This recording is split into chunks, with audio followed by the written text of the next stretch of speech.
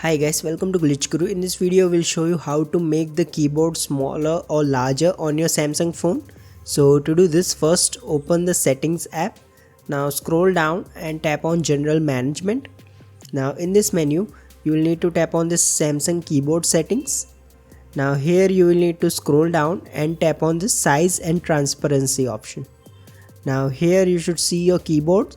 Now you can use this handle to increase the size of the keyboard, so it will appear like this. Now if you want to go back to the normal size, you can tap on this reset option. Now if you want to make the keyboard smaller, simply drag the keyboard downwards, so this will make the keyboard smaller. You can even adjust the keyboard's positioning using this middle icon, so you can set the keyboard to appear like this or somewhere in the middle. You can even use the sides to increase or decrease the size of the keyboard to your liking. Once you are satisfied, simply tap on done. If you find this video useful, please don't forget to like and subscribe to Glitch Guru.